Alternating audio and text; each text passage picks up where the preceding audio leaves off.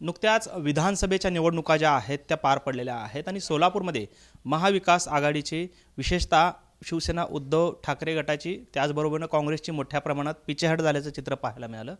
कुठेतरी अंतर्गत कुजबूज जी आहे किंवा अंतर्गत कुरघोड्या ज्या आहेत त्या महाविकास आघाडीमध्ये या पराभवाला कारणीभूत ठरल्याचं चित्र पाहायला मिळते। आपल्यासोबत आहेत शिवसेनेचे जिल्हा प्रमुख अजय दासरी सर। सर, खरं तर विधानसभेच्या निवडणुका अतिशय उत्तम आणि चांगलं वातावरण होतं। असं असताना नक्की कुठे माशी शिंकली गेली, काय नक्की तुमच्या प्रॉब्लेम्स आले महाविकास आघाडीमध्ये जेणेकरून तुम्हाला अशा पद्धतीची हार पत्करावी लागली? सोलापूर लोकसभा मतदारसंघामध्ये आम्हाला एकच जागा मिळाली होती महाआघाडीकडून, ती दक्षिणची। आणि दक्षिणची जागा मिळाल्यानंतर त्या ठिकाणी फॉर्म भरून वातावरण सुरू झाल्यानंतर लोकांकडनं इतका चांगला प्रतिसाद होता। मतदारच हा इलेक्शन ज्याप्रमाणे लोकसभेमध्ये वातावरण होतं त्याचप्रमाणे इथंसुद्धा या इलेक्शनमध्ये वातावरण होतं। आणि ते चालू असताना ज्या महाविकास आघाडीचे जे प्रमुख घटक आहेत काँग्रेस आणि राष्ट्रवादी, हे दोन्ही पक्ष या दक्षिणमध्ये काम केलेले नाही आहेत।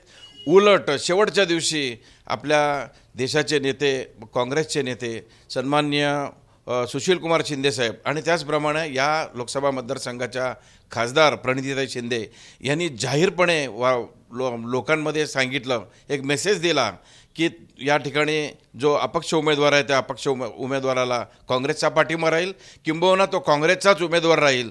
हे असं सांगितल्यामुळं फार मोठ्या प्रमाणामध्ये शिवसेनेचं नुकसान झालं, पक्षाचं नुकसान, त्याचप्रमाणे उमेदवाराचं नुकसान। आणि हे झाल्यामुळं शिवसैनिक खूप नाराज झालेला आहे। या शिवसैनिकाला असं वाटतं की ज्याप्रमाणे लोकसभेमध्ये उद्धव बाळासाहेब ठाकरे फॅक्टर चालला आणि लोकसभेमध्ये जे महाराष्ट्रामध्ये काँग्रेसचे जे खासदार निवडून आले ते केवळ आणि केवळ उद्धव बाळासाहेब ठाकरे साहेबांच्या करिश्मामुळं निवडून आले होते। आणि असं असताना त्यांनी विधानसभेमध्ये आमचा उमेदवार अशा पद्धतीनं बोलल्यानंतर, अशा पद्धतीनं त्यांनी पाऊल उचलल्यानंतर आमचा उमेदवार पडला। त्यामुळं शिवसैनिक नाराज झाले आणि शिवसेनेचे पक्षप्रमुख उद्धव ठाकरे यांनी सोलापूरच्या सभेमध्ये त्यांनी आवाहन केलं होतं की या लोकसभा मतदारसंघाच्या खासदार प्रणितीताई, तुम्ही आला नाहीत पण यापुढं तरी तुम्ही येऊन इथं आमच्या उमेदवाराचा प्रचार करा। ज्याप्रमाणे मी स्वतः म्हणजे उद्धवसाहेब असं बोलले होते की मी येऊन तिथं लोकसभेला तुमची सभा घेतली, त्याप्रमाणे तुम्हीसुद्धा इथं मदत करा। त्यांनी सांगितल्यानंतरसुद्धा यांच्याकडून काहीच आम्हाला मदत मिळाली नाही, सहकार्य मिळालं नाही, उलट विरोध मिळाला। त्याच्यामुळं हा शिवसैनिक खूप नाराज झालेला आहे। त्याचप्रमाणे राष्ट्रवादीचे नेतेसुद्धा इथं काम केलेले नाहीत, आघाडी धर्म त्यांनी कोणी पाळला नाही। त्यामुळं केवळ आता यापुढच्या इलेक्शनमध्ये आम्ही कुठेही काम करणार नाही आघाडीचं, असा एक निर्णय शिवसैनिकांनी खालच्या पातळीवरनं, निष्ठावंत शिवसैनिक हा निर्णय घेतलेला असल्यामुळं आणि हा निर्णय आम्ही उद्धवजींना संपर्क प्रमुख अनिल कोकिळ यांच्या मार्फत पाठवलेला आहे। आमचा शिवसैनिकांचा अशी भावना आहे की कृपा करून यापुढे तरी अशा लोकांच्या बरोबर आपण आघाडी करू नये, स्वबळावर नारा द्यावा। स्वबळावर शिवसैनिक मोठ्या प्रमाणामध्ये ताकद निर्माण करून या समोरच्या BJPच्या सगळ्या उमेदवाराला चित करतील अशी अपेक्षा आम्ही त्यांना पाठवलेला आहे।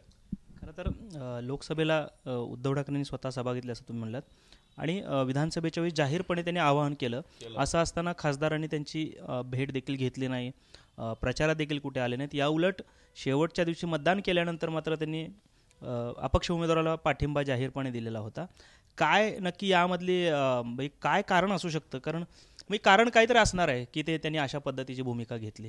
त्यांची भूमिका जर त्यांनी म्हटलं की आमचा इथं क्लेम होता, त्यांनी क्लेम राहिला असता तर सुरुवातीलाच त्यांनी क्लेम द्यायला पाहिजे होतं। ज्या बैठका झाल्या, त्या वाटाघाट्या झाल्या, त्याच्यामध्ये जागा वाटप होत असताना त्यांनी भांडून ती जागा त्यांच्याकडे घ्यायला पाहिजे होती। परंतु ती न घेता ती जागा वाटपामध्ये शिवसेनेकडे आलं आणि शिवसेनेचा उमेदवार इथं उभा केल्यानंतर त्यांनी जे केलं ते चुकीचं आहे।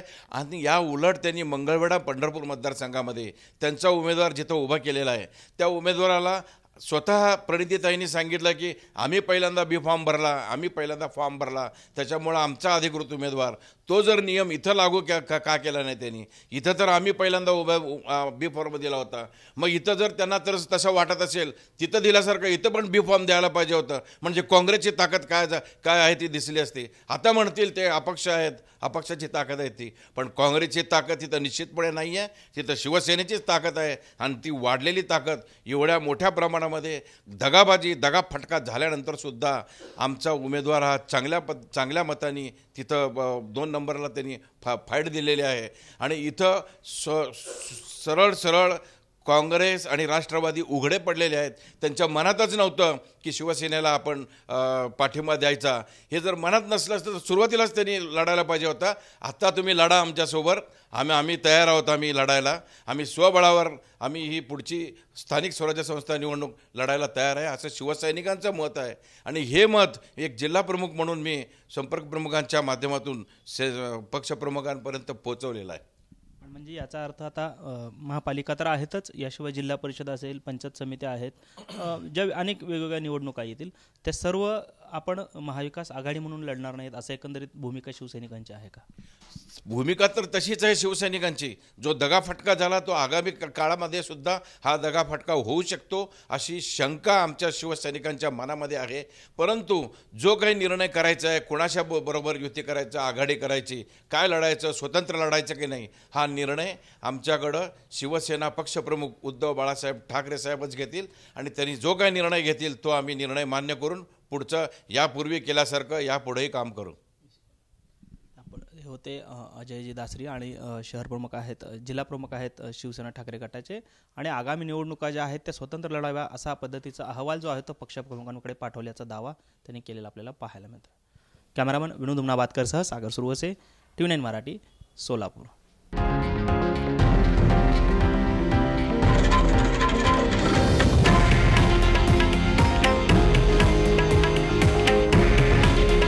हे आहे देशातील नंबर 1 न्यूज नेटवर्क आणि आपण पाहत आहात TV9 मराठी.